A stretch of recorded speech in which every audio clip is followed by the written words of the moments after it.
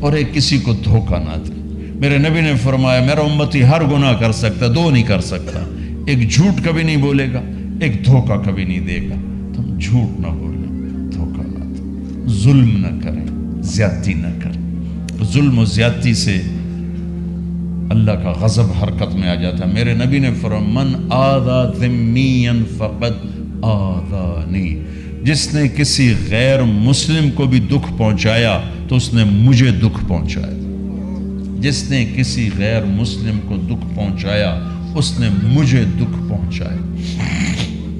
میرے نبی نے تو اپنے ساتھ رہنے غیر مسلموں کے ساتھ اتنی رحمت للعالمین کا ثبوت دی۔ ہم ان کے برتن بھی الگ کرتے، وہ برتن کو ہاتھ لگانے میں کہ دھو، برتن دھو کے لاؤ، اتنی نفرت کا اظہار۔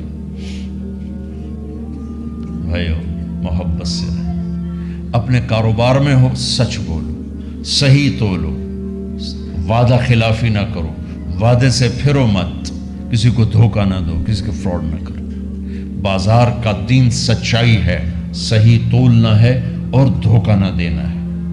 گھر کا دین ماں باپ زندہ ہیں، ان کے پیر دھو لو، ان کی دعائیں لے لو۔ گھر والے ہو اپنی بیوی سے حسن سلوک کرو، گالی دینا، تانے دینا، طنز بولیاں، اپنے گھروں کو آگ نہ لگاؤ۔ ہمارا جوائنٹ فیملی سسٹم ہے، ماں باپ کو اپنا مقام دو، بیوی کو اپنا مقام دو۔ ہمارا سسرالی معاشرہ ظالم ہے، درد سے کہہ رہا ہوں، ظالم ہے ہمارا سسرالی معاشرہ، ظالم ہے۔ چاہے دیندار کہلاتے ہوں، چاہے دنیا دار کہلاتے ہوں، چاہے پڑھے لکھے کہلاتے ہوں، چاہے ان پڑھ کہلاتے ہوں، ظلم ہے۔ میں کہاں سے اس کی تعویل کروں؟ اگر ماں باپ کی طرف سے زیادتی ہے اپنی بیوی کو بچاؤ، اور کہیں بیویاں ایسی زوردار ہیں کہ وہ گھر کو آگ لگانے پر آئی ہوتی ہیں، اگر بیوی زیادتی کرے تو ماں باپ کو بچاؤ۔ یہ تمہارا کام بیچ میں ایک پل بننا ہے، دونوں رشتوں کو جوڑنا ہے۔ جس طرف بہنوں کی طرف سے زیادتی ہے بیوی کو بچاؤ، بیوی کی طرف سے اپنے دوسرے رشتوں کو بچاؤ۔ ہم اس میں افراط ہوتا یعنی کمی زیادتی کا شکار ہیں۔ کچھ ماں باپ کے پریشر میں بیویوں پر ظلم ڈھا دیتے ہیں، اور کچھ بیویوں کے پریشر میں ماں باپ کو ذلیل کر دیتے ہیں۔ یہ دونوں انسانیت سے دور کی چیزیں ہیں۔ بھائیو اپنے نبی کی زندگی پڑھو۔ اللہ میرے نبی کی ایک حدیث سناؤں۔ میرے نبی نے فرمایا یہ جو میرے مدینے والے لوگ ہیں نا، یہ بڑے اچھے ہیں۔ ان کے گھر میں جب کسی کی ڈولی اترے نا تو اسے یوں لگتا ہے جیسے میں اپنے ماں باپ کے گھر ہی آ گئی۔ یہ چند دن پہلے میں نے حدیث پڑھی تو مجھے بڑا مزہ آیا کہ میرا تو مستقل مضمون ہے، بیان کرتا رہتا ہوں۔ آپ نے فرمایا کہ یہ جو میرے انصار ہیں مدینے والے، ان کے گھر میں کسی کی ڈولی آ جائے تو اسے یوں لگتا ہے جیسے اس کو اپنے ماں باپ اور ساس سسروں میں کوئی فرق ہی نہیں نظر آتا، کہ یہ ایسے اچھے اخلاق کے لوگ ہیں۔ چلو کہیں کہ یہ رشتہ ہو چکا ہے آسمانوں پر، اللہ نے کہہ دیا ہے کہ فاطمہ علی کے ہاتھ میں دی جائے گی، پھر یہ کیوں پوچھ رہے ہیں بیٹی علی کا رشتہ آیا؟ ہاں کر دوں، ہمیں سکھانے کی کہ کتنی بچیاں سسک کے زندگی گزار دیتی ہیں، ماں پیو زبردستی کر دیتے، کتنے بچے سسک کے زندگی گزار دیتے ہیں کہ ماں باپ زبردستی کر دیتے۔ بھائیو اللہ کے واسطے شریعت پڑھو، دین پڑھو، نبی کی زندگی پڑھو۔ حضرت فاطمہ رضی اللہ تعالیٰ عنہ کا انکار کرنا تھا، کیا خیر آج کل کی شریف بچی بیچاری چپ کر کے کہتی ٹھیک ہے جی میں ماں پیو دی مرضی۔ تو فاطمہ جیسی ہستی کوئی تصور کر سکتا ہے؟ کہیں گی نہیں، وہاں سے اقرار ہی تھا، لیکن ہمیں پیغام دینا تھا، سکھانا تھا کہ یا رسول جیسے آپ بس علی جاؤ لوگوں کو بلاؤ، پھر لوگوں کو بلاؤ، پھر آپ نے نکاح پڑھایا، پھر رخصتی ہوئی، بلا کر آپ نے فاطمہ کا ہاتھ پکڑا اور یوں علی کے ہاتھ میں دے کر کہا علی تمہیں نبی کی بیٹی مبارک۔ آپ نے فرمایا فاطمہ مجھے جو سب سے زیادہ محبوب تھا میں نے تیرا ہاتھ اس کے ہاتھ میں دے دیا۔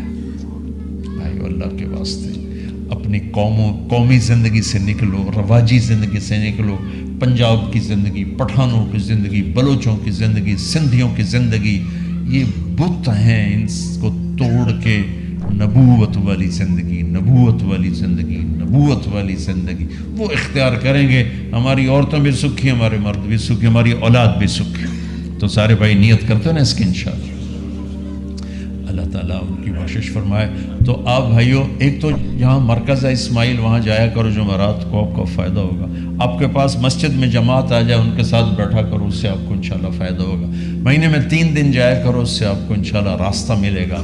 اور دعا سے پہلے اگر کسی سے لڑے ہوئے ہو، مستورات میں کوئی کسی سے لڑی ہوئی ہے، یا آپ کسی سے لڑے ہوئے ہو، تو کہ میں ہاتھ جوڑتا ہوں، مر جانے والی جگہ پہ کیا لڑائیاں، معاف کر دو، معاف کر دو، معاف کر دو، اللہ پہ چھوڑ دو۔ اپنے نبی کے ایک حدیث سنا کے دعا کرتے ہیں۔ آپ نے فرمایا مدینے والوں سے، مدینے والوں میرے بعد تمہیں تمہارا حق نہیں ملے گا، کیا کرو گے؟ کہا یہ ہم تلوار اٹھائیں گے، حق لیں گے۔ آپ نے فرمایا اگر میں اس سے اچھی چیز بتاؤں کرو گے؟ کہا جی کیا؟ کہا حق کے لیے لڑائی نہ لڑنا، چھوڑ دینا، اور حوض کوثر پہ آ جانا، سارے پورے کروا دو۔ اب یہ وعدہ مدینے والوں کے ساتھ نہیں ہے، یہ وعدہ ہر اس امتی کے ساتھ ہے جو جھگڑے سے بچنے کے لیے حق چھوڑ دے۔ اپنا حق لو، کوشش کرو، لیکن اگر لڑائی کی شکل ہے واپس ہو جاؤ کہ یا رسول اللہ آپ کے حوالے۔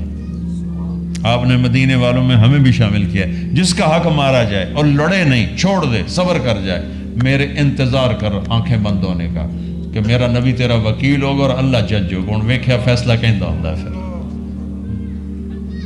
تم اپنے حبیب کو اپنا وکیل بنا لو، اب معاف کر دو، عورتیں بھی معاف کر دیں، آپ بھی معاف کر دیں، گلے لگو، امت بنو، محبت سے رہو۔ کیا 4 دن کی زندگی میں نفرتوں کی آگ بھڑکانا، محبت کے پھول بکھیر کے چلے جاؤ، کیا ظلمتیں پھیلانا، اپنے حصے کی شمع جلا کے چلے جاؤ۔